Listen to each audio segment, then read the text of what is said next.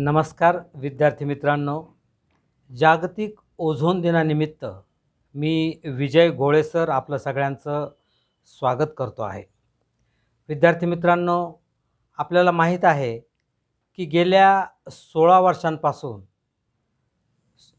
16 September हा जो जागतिक ओझोन दिन असतो तो आपण सगळे मिळून साजरा करत असतो.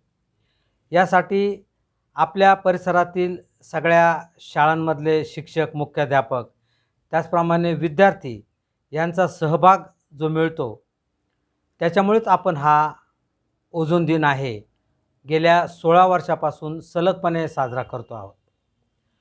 विद्यार्थी मित्रांनो, या ओझोन दिनाच्या निमित्ताने आपण या सगळ्या शाळांमधून वृक्षदिंडी काढतो, प्रभात फेरी काढतो, वेगवेगळ्या रॅलीचं आयोजन करतो.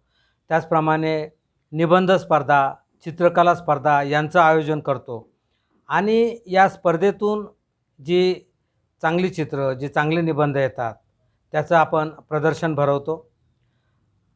अनेक चित्रांना आपण बक्षिसं देतो, अनेक निबंधांना आपण बक्षिसं देतो.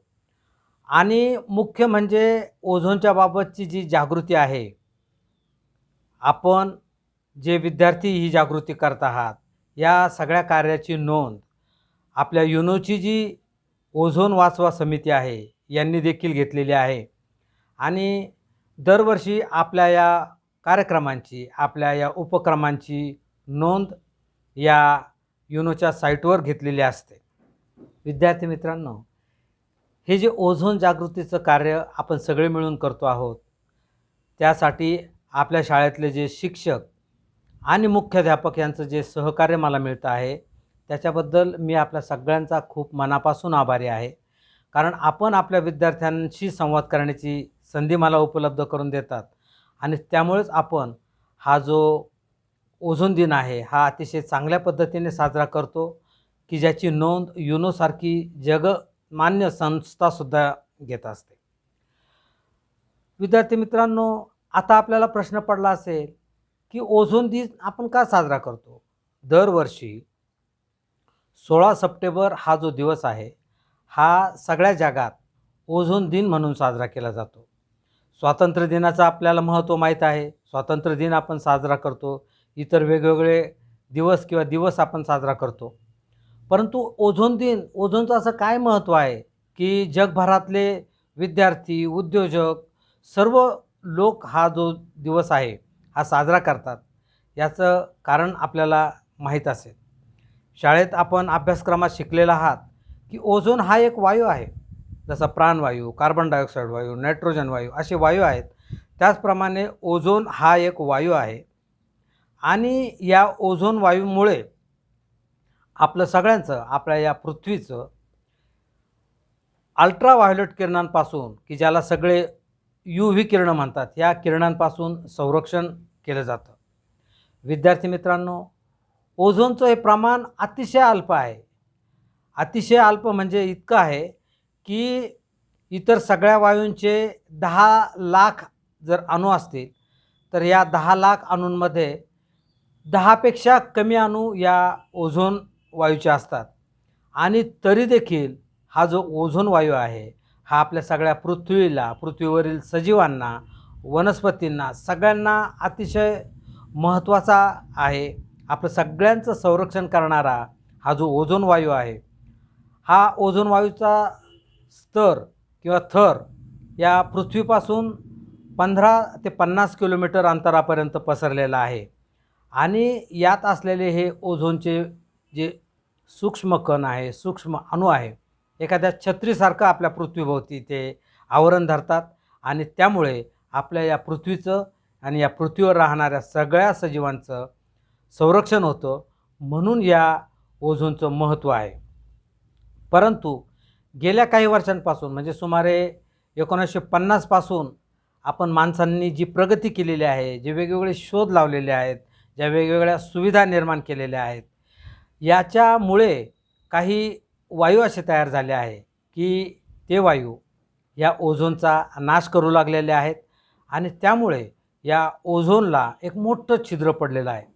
हे छिद्र कित्येक हजार किलोमीटर व्यासाचं आहे आणि या छिद्रामुळे, या भगदाडामुळे सूर्यकिरणं गाळून न येता थेट पृथ्वीवर येतात आणि त्याच्यामुळे अल्ट्राव्हायोलेट किरणांमुळे जो काही धोका मनुष्यजातीला, इतर सजीवांना आणि वनस्पतीला होतो, त्याच्यामुळे आपण सगळे चिंतित झालेलो आहोत. आणि त्यामुळेच हे जे ओझोन वायूचं स्तर आहे, या ओझोन वायूचं हे जे भगदाड आहे, हे बंद करणं हे आपलं सगळ्यांचं महत्त्वाचं काम आहे. आणि या कार्याची आठवण राहावी यासाठी 16 सप्टेंबर हा दिवस सगळ्या जगामध्ये जागतिक ओझोन दिन, इंटरनॅशनल ओझोन डे म्हणून साजरा केला जातो. विद्यार्थी मित्रांनो, पृथ्वीच्या भोवती जो ओझोन वायूचा स्तर आहे किंवा जे वातावरण आहे, याला एक मोठं भगदाड पडलं आहे. ही गोष्ट साधारण 1980च्या सुमारास शास्त्रज्ञांच्या निदर्शनास आली.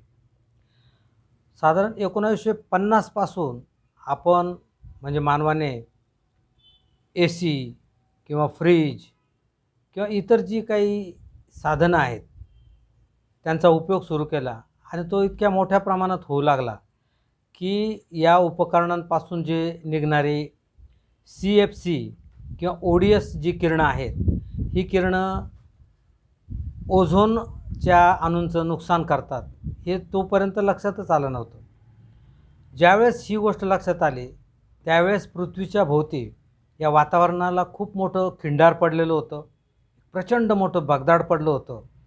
आणि या भगदाडातून सूर्यकिरणांसोबत अल्ट्राव्हायोलेट किरणं पृथ्वीवर येत होते आणि ह्या अल्ट्राव्हायोलेट किरणांनी सगळ्या पृथ्वीवरील सजीवांमध्ये अक्षरशः हाहाकार माजवला. ही जी अल्ट्राव्हायोलेट किरणं आहे, या किरणांमुळे मनुष्यांना म्हणजे माणसांना किंवा इतर सजीवांनासुद्धा त्वचेचे कॅन्सर किंवा त्वचेचा जो कर्करोग आहे हा होऊ शकतो. या अल्ट्राव्हायोलेट किरणांमुळे माणसांची त्वचा जळून जाऊ शकते. त्याचप्रमाणे ज्या ज्या प्राण्यांना डोळे आहेत त्या सगळ्या प्राण्यांना या अल्ट्राव्हायोलेट किरणांमुळे मोतीबिंदूसारखे आजार होतात. म्हणजे आपल्या डोळ्याची जी पाहण्याची क्षमता आहे तीच नष्ट होते. ज्या भिंगातून आपल्याला दिसत असतं ते डोळ्याचं भिंग या किरणांमुळे अस्पष्ट होतं आणि आपल्याला दिसणं कमी होतं. आता माणसांना जर समजा दिसायला कमी झालं तर ते डॉक्टरकडे जाऊन काही उपचार तरी करू शकतात. पण जे प्राणी आहेत ज्यांना डोळे आहेत, प्रत्येक प्राण्यांना डोळे आहे, प्रत्येक प्राण्यांना नजर आहे. हत्तीसारखा प्राणी ज्यावेळेस आंधळा होतो किंवा मोतीबिंदूमुळे त्याला दिसत नाही, किंवा देवमाशासारखा प्रचंड प्राणी जो आहे जलचर, तो ज्यावेळेस त्याला दिसत नाही त्यावेळेस तो कशावर तरी धडकतो, त्याच्या धडकेमुळे खूप नुकसान होतं. त्याचप्रमाणे त्या प्राण्यालाही नुकसान होतं आणि आपल्याला आश्चर्य वाटेल, परंतु मोतीबिंदू झाल्यामुळे सुद्धा अनेक प्राणी हे नष्ट झालेले आहेत, मरण पावलेले आहेत. तर अशी ही जी अल्ट्राव्हायोलेट किरणं आहेत, त्याचप्रमाणे या अल्ट्राव्हायोलेट किरणांमुळे पाण्यामध्ये ज्या वनस्पती तयार होतात की जे खाऊन हे मासे आणि इतर जलचर प्राणी जगत असतात, त्यांची निर्मितीच बंद झाली. म्हणजे इतक्या मोठ्या प्रमाणामध्ये नुकसान या अल्ट्राव्हायोलेट किरणांमुळे व्हायला लागलं आणि मानवजातीला त्याचा पत्ताच नव्हता. 1980च्या दशकात जेव्हा ही गोष्ट समजली तेव्हा शास्त्रज्ञांनी अगदी धोक्याचा इशारा दिला आणि युनायटेड नेशन्स म्हणजे सगळ्या जगांची जी संस्था आहे, त्या संस्थेमध्ये जेवढेही देश होते त्या देशाच्या प्रमुखांना त्यांनी ही गोष्ट सांगितली की पृथ्वीच्या भोवती मोठं प्रचंड भगदाड पडलं आहे. त्याच्यातून सूर्यकिरणांसोबत अल्ट्राव्हायोलेट किरणं पृथ्वीवर येत आहेत आणि त्याच्यामुळे संपूर्ण सजीवांना मोठा धोका निर्माण झालेला आहे. वनस्पती देखील निर्माण होणं बंद झालं आहे. या विषयावर खूप तातडीने चर्चा झाली. सगळे राष्ट्रांचे प्रमुख एकत्र आले आणि त्यांनी याच्यावर ताबडतोब उपाय करायचं ठरवलं. याच्यावरचा सगळ्यात प्रमुख उपाय जो होता तो म्हणजे हे जे फ्रीज आहेत किंवा AC आहेत किंवा स्प्रेचे जे पंप आहेत, याच्यातून जो CFC म्हणजे क्लोरोफ्लोरोकार्बन हा वायू जो तयार होतो, तो वायू त्याची जर निर्मिती बंद केली तर आपलं हे जे होणारं नुकसान हे बऱ्याच प्रमाणात कमी होईल. आता ही गोष्ट जी आहे, फ्रीजचं उत्पादन बंद करा किंवा ACचं उत्पादन बंद करा, हे सांगणं सोपं आहे. परंतु जगभरातले जे श्रीमंत देश आहे त्यांना पैसे देणारे साधनं आहेत, तर ते बंद कसे करणार? तर त्यावर सगळ्या जगातल्या प्रमुखांनी विचारविनिमय केला आणि ठरवलं की जर आपण ते बंद नाही केलं तर आपलं जीवन संपुष्टात येईल, आपल्या सगळ्यांना आजार होतील आणि आपण नष्ट होऊन जाऊ. मग नष्ट होण्यापेक्षा हे जर केलं तर बरं होईल. याची युनोला ज्यावेळेस समजलं त्यावेळेस त्यांनी मॉन्ट्रियल येथे एक करार केला. म्हणून ह्या ज्या कराराला मॉन्ट्रियल करार म्हणतात किंवा मॉन्ट्रियल प्रोटोकॉल असं म्हणतात. 1984 साली सर्वप्रथम ह्या विषयावर चर्चा झाली आणि 16 सप्टेंबर 1987 या दिवशी या करारावर सगळ्या देशांनी सह्या केल्या. आज 197 देश या मॉन्ट्रियल कराराचं पालन करत आहेत आणि त्याच्यामुळे या पृथ्वीच्या भोवती जे वातावरणाला मोठं जे भगदाड पडलं होतं हे आता बऱ्याच प्रमाणामध्ये कमीही व्हायला लागलेलं आहे आणि त्यासाठी सगळ्यांनी खूप प्रयत्न केलेले आहेत. मुख्य म्हणजे ओझोन नष्ट होईल असे जे वायू आहेत त्याच्यावर बंदी आणल्यामुळे हे शक्य झालेलं आहे. आणि हे करण्यासाठी फक्त काही उद्योजक किंवा मोठ्या मोठ्या संस्थांचाच हातभार लागतो असं नाही, तर सर्वसामान्य माणसं आणि विशेषतः जगभरातली जी शाळेत जाणारी मुलं आहेत त्यांनी देखील आपला सहभाग नोंदवला आणि या पृथ्वीचं संरक्षण केलेलं आहे. तुम्हालासुद्धा हे जे सांगण्याचा उद्देश असा आहे की तुम्हाला हे समजावं, तुम्ही उद्याचे नागरिक आहात आणि उद्या तुम्हाला काय प्रॉब्लेम येऊ शकेल याची जर तुम्हाला जाणीव असली तर तुम्ही तुमचं आणि तुमच्या कुटुंबियांचं या धोक्यापासून निश्चित संरक्षण करू शकाल. म्हणून हा जो ओझोन दिन आहे हा आपण साजरा करतो आणि या ओझोन दिनाची माहिती आपण आपल्या पालकांना आणि इतर आसपास राहणाऱ्या सगळ्यांना देतो. सगळ्यांना देणं गरजेचं आहे. विद्यार्थी जेव्हा एखादी माहिती पालकांना देतात तेव्हा पालक ते व्यवस्थित ऐकतात आणि त्याच्यावर अंमलबजावणी करतात आणि आपण सगळे त्यामुळे सुरक्षित राहू शकतो. विद्यार्थी मित्रांनो, सूर्यकिरणांच्या बरोबरीने जी अल्ट्राव्हायोलेट किरणं येतात त्याच्यामुळे आपल्याला मानवजातीला काय धोका होतो हे आपल्याला माहीत झालं आणि हे आपण आपल्या पालकांना, आपल्या आसपासच्या लोकांना सांगितलं. त्यानंतर आपली एक महत्त्वाची जबाबदारी असते ती म्हणजे आपलं स्वतःचं संरक्षण करणं. त्याचप्रमाणे आपल्या कुटुंबियांनाही देखील सांगणं की तुम्हाला या अल्ट्राव्हायोलेट किरणांपासून आपलं संरक्षण कसं करता येईल. कारण ही जी किरणं आहेत ही आपल्याला कोणाला दिसत नाही, परंतु त्याचा दुष्परिणाम मात्र होत असतो. तर सगळ्यात महत्त्वाचं म्हणजे आणि सगळ्यात आपण काळजी घेण्याची गरज आहे याचं कारण असं आहे की आपला भारत देश जो आहे हा उष्णकटिबद्धातला देश आहे. आपल्याकडं सूर्यप्रकाश जवळजवळ वर्षभर असतो. पावसाळ्याचे काही दिवस आणि हिवाळ्यातले काही दिवस जर सोडले तर आपल्याकडे सूर्यप्रकाश नेहमीच असतो आणि त्यामुळे आपल्याला आपलं या अल्ट्राव्हायोलेट किरणांपासून संरक्षण करणं खूप गरजेचं आहे. आता ही जी अल्ट्राव्हायोलेट किरणं आहेत ही सकाळी 10 पासून तर 4 वाजेपर्यंत जो सूर्यप्रकाश असतो त्या वेळात मोठ्या प्रमाणामध्ये येत असतात आणि ही वेळ अशी आहे की ह्याच वेळा आपण सगळेजण बाहेर जात असतो. परंतु आपल्याला जर शक्य असेल तर या वेळामध्ये बाहेर जाऊ नये. परंतु जर जाणं गरजेचंच असेल तर ते जाताना आपण जर अंगभर कपडे वापरले, संपूर्ण आपलं हात, पाय, शरीर जर झाकलं गेलं कपड्यांनी तर ह्या अल्ट्राव्हायोलेट किरणांपासून आपलं संरक्षण होऊ शकतं.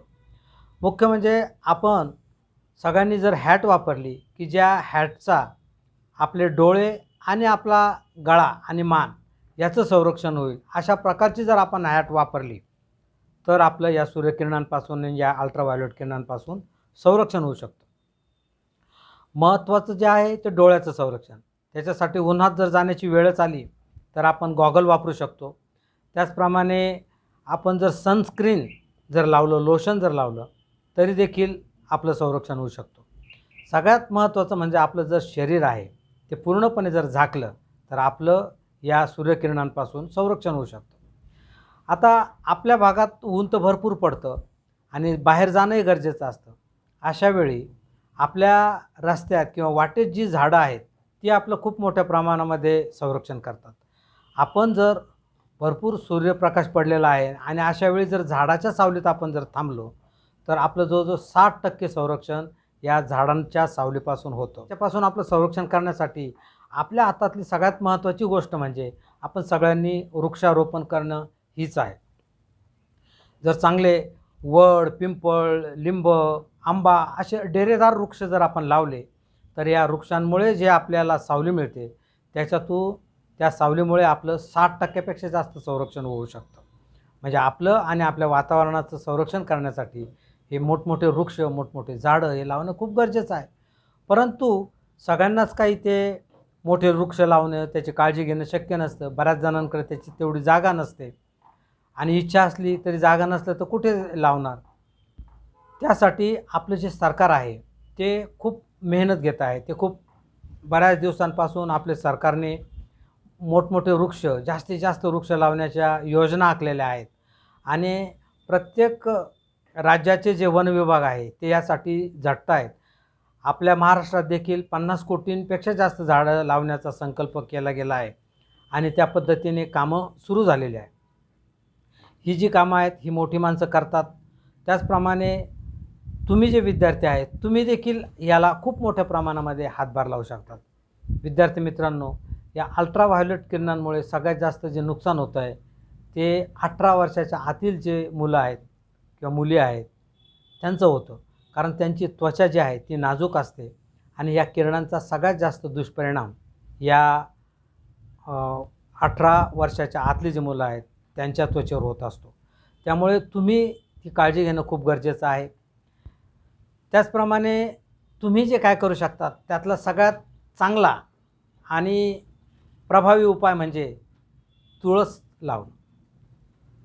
आपण सगळ्यांना माहीत आहे की तुळस ही अशी वनस्पती आहे की जी जास्तीत जास्त कार्बन डायऑक्साईड घेऊन प्राणवायू सोडत असते आणि हे ती जास्तीत जास्त वेळ 24 तासापैकी जो 20 तास ही वनस्पती कार्बन डायऑक्साईड घेऊन प्राणवायू सोडत असते असं संशोधक म्हणतात.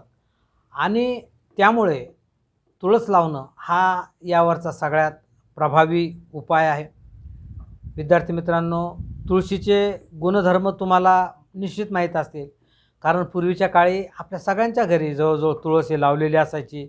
संध्याकाळी तुळशीला दिवा लावणं, सकाळी लवकर उठल्यानंतर तुळशीला पाणी घालणं, तुळशीच्या भोवती प्रदक्षिणा घालणं हे आपल्या संस्कृतीमध्ये सांगितलेलं आहे. त्याच्या मागचा उद्देश केवळ धार्मिक नाही तर त्याच्या मागचा उद्देश पूर्णपणे शास्त्रीय आहे. तुळस ही अशी वनस्पती आहे की जी प्राणवायू देते, जी ओझोन वायू निर्माण करते आणि आपलं वातावरण शुद्ध आणि चांगलं ठेवतं. तुळशीचा हा जो वास असतो हा डासांना मुळीच आवडत नाही आणि त्यामुळे ज्या ठिकाणी तुळस असते त्या ठिकाणी डास होत नाही. तुळशीमुळे आपल्या सगळ्यांची जी श्वसन यंत्रणा आहे त्या श्वसन यंत्रणेचं संरक्षण केलं जातं. आपण जर सगळ्यांनी दररोज सकाळी उठल्यानंतर आनिशापोटी म्हणजे काही खाण्यापूर्वी तुळशीची 4 किंवा 5 पानं जर चावून रोज खाल्ली तर आपली श्वसन संस्था, आपली पचन संस्था अतिशय चांगल्या पद्धतीने कार्य करू शकते. मात्र तुळशीची पानं खाताना काळजी घ्यायची ती म्हणजे आपल्या दाताचं जे इनॅमल आहे, जो पांढरा भाग आहे तो या तुळशीच्या पानांमुळे नष्ट होऊ शकतो. त्यामुळे तुळशीचे पानं जे आहे ते पटकन चावून त्याचे तुकडे करून गिळून टाकणं हा त्याच्यावरचा उपाय आहे. ते खूप चावत बसू नका, दातांवर त्याचे अंश राहू देऊ नका. याची एक आपण काळजी घेतली तर आपल्याला ही तुळशीचे पानं जर दररोज खाल्ले तर त्याचा निश्चित उपयोग होणार आहे. आपण सगळे गेल्या काही वर्षांपासून जो 2 वर्षांपासून कोरोनामुळे भयभीत झालेलो आहोत. कोरोनाचा हा जो आजार आहे हा श्वसन संस्थेशी निगडित आहे आणि या आजारापासून देखील आपल्याला जर आपली प्रतिकारशक्ती वाढवायची असेल, आपल्याला आपलं संरक्षण करायचं असेल तर तुळशीसारखा प्रभावी दुसरा कुठला उपाय नाही. आपल्या घरी जर तुळशीचे काही झाडं, काही रोपं असले तर आपल्या घरातलं वातावरण मुख्य म्हणजे चांगलं राहील. तुम्हाला प्राणवायुक्त हवा मिळू शकते आणि ह्या तुळशीची पानं देखील आपण खाल्ल्यामुळे आपली प्रत्येकाची प्रतिकारशक्ती देखील वाढू शकते. म्हणजे या अशा महामारीच्या काळातसुद्धा ही तुळस जी आहे ही आपलं संरक्षण करते आणि खूप साधा आणि सोपा उपाय आहे. विद्यार्थी मित्रांनो, तुळस लावण्यासाठी काही फार खर्च येत नाही, त्याच्यासाठी काही फार जागा लागत नाही. साध्या एखाद्या कुंडीत किंवा साध्या डब्यातसुद्धा आपण तुळस लावू शकतो. तुळस ही कुठेही लावली जाऊ शकते, अगदी राजमहालापासून तर झोपडपट्टीपर्यंत आणि मोठ्या बंगल्यापासून तर अगदी कंजेस्टेड फ्लॅटपर्यंत कुठेही तुळस लावता येते. तुळशीला लावायला काही खूप जागा लागत नाही. तुम्ही खिडकीमध्ये तुळशीचं रोप लावू शकता, एखाद्या डब्यात ठेवून, एखाद्या गॅलरीत लावू शकता, कुठेही लावू शकता. मात्र तुम्ही जेवढी तुळशीची रोपं लावाल तेवढं तुमचं आणि तुमच्या फॅमिलीचं, तुमच्या कुटुंबियांचं रक्षण होणार आहे. तेव्हा तुम्ही सगळ्यांनी जर ठरवलं तर हे कार्य आपण करू शकतो. विद्यार्थी मित्रांनो, गेल्या 16 वर्षांपासून नाशिकमधल्या जवळजवळ 50पेक्षा जास्त शाळांमधून 16 सप्टेंबर हा दिवस ओझोन दिन म्हणून आपण साजरा करतो. आणि या शाळेतल्या अक्षरशः 15 लाखपेक्षा जास्त तुळशी आपण या विद्यार्थ्यांच्या सहयोगाने लावलेल्या आहेत. यासाठी आपल्या सगळ्या शाळांमधले जे शिक्षक आणि मुख्य म्हणजे मुख्याध्यापक यांनी आम्हाला जे सहकार्य केलेले आहे त्याच्याबद्दल आम्ही आपले मनापासून आभार मानतो आहोत. कारण तुमचे हे जे विद्यार्थी, आपले हे जे विद्यार्थी आहेत, हे ज्यावेळेस तुळस लावतात, ते हे तुळस लावणं हे काम वाटतं तेवढं सोपं आहे, परंतु आपण पृथ्वीला वाचवण्यासाठी खूप मोठा हातभार लावतो आहे. हे जे वातावरण आहे, हे जे हल्लीचे कोरोनामुळे स्थिती निर्माण झाली आहे, याच्यात देखील आपला हा सहभाग होतो आहे. ही खूप महत्त्वाची गोष्ट आहे. गेल्या 2 वर्षापासून आपला प्रत्यक्ष सहभाग घेता येत नाही आहे, परंतु आपण ऑनलाईन सगळ्या शाळांमधून व्याख्याने देतो आणि अनेक विद्यार्थ्यांनी हे व्याख्यान ऐकून तुळशीची रोपं लावलेली आहेत. अनेकांनी म्हणजे जवळजवळ हजारो विद्यार्थ्यांनी आपल्या सेल्फी पाठवलेल्या आहेत. विद्यार्थी मित्रांनो, मी आजसुद्धा तुम्हाला आवाहन करतो की हे व्याख्यान ऐकल्यानंतर प्रत्येकाने आपल्या घरात एक तरी तुळस लावावी. आपल्या घरात जेवढी माणसं असतील तेवढ्या प्रत्येकाच्या नावाने जर आपण तुळशीचं रोप लावलं तर आपलं हे जे घर आहे, आपले हे जे कुटुंबीय आहे, यांना तुम्ही खूप मोठं संरक्षण देणार आहात. त्यांचं करोनापासून, स्वाईन फ्लूसारख्या आजारापासून त्याच्यामुळे रक्षण होणार आहे. कारण ज्या ठिकाणी तुळस असते त्या ठिकाणी डास नसतात, स्वच्छता ठेवली जाते, पावित्र्य राखलं जातं आणि त्यामुळे आपल्याला आजार होत नाही, आपली प्रतिकारशक्ती वाढते आणि जरी झाला तरी आपण त्याच्यातून लवकरात लवकर बरे होऊ शकतो. आपल्याला जर कोणी सांगितलं की तुम्ही ऑक्सिजन वायू निर्माण करणारा एखादा कारखाना काढा, तर ते आपल्या सगळ्यांना शक्य आहे का? मुळीच शक्य नाही. परंतु तुळशीचं हे रोप म्हणजे ऑक्सिजन तयार करणारा कारखाना आहे. हा कारखाना आपण प्रत्येक विद्यार्थी लावू शकतो. प्रत्येक विद्यार्थ्यांनी आपल्या घरामध्ये तुळशीचे 10 रोपं लावले तर तुमच्या घरातले सगळेच्या सगळे माणसं त्याच्यापासून सुरक्षित राहतील.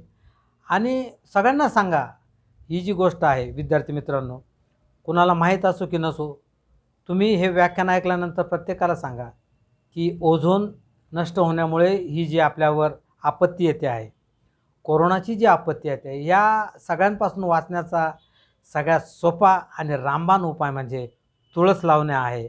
आपण सगळ्यांनी जर मनावर घेतले तर आपण हजारो लाखो तुळशी लावू शकतो.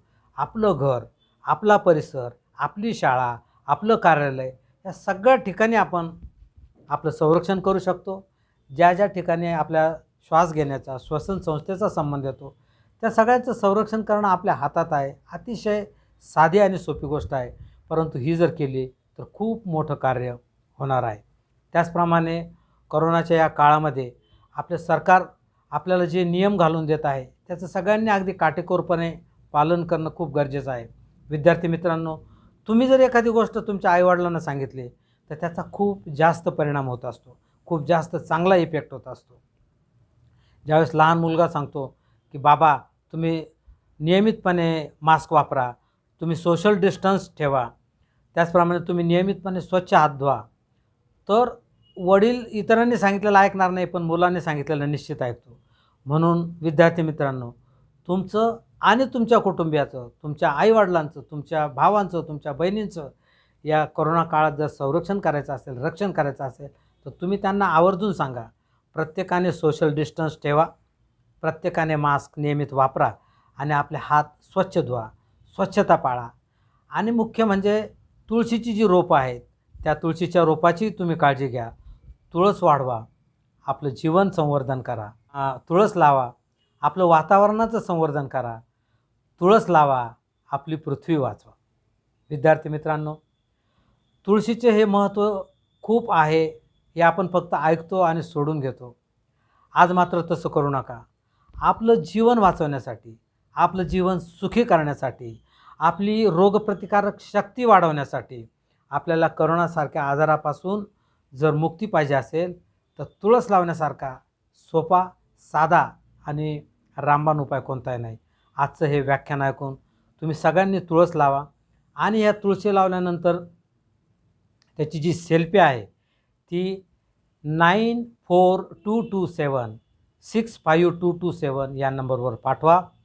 आपल्या सगळ्यांचे जे प्रयत्न आहेत या कार्याची दखल युनो ही संस्था घेते आणि आपण अभिमानाने सांगू शकतो की आमच्या शाळेतल्या विद्यार्थ्यांनी इतकी 1000 झाडं लावली आहेत, इतकी लाख झाडे लावली आहेत. आजपर्यंत आपण 15 लाखाचा हा तुळशी लावण्याचा विक्रम केलेला आहे. यावर्षी आपण त्यापेक्षा जास्त तुळशी लावूया.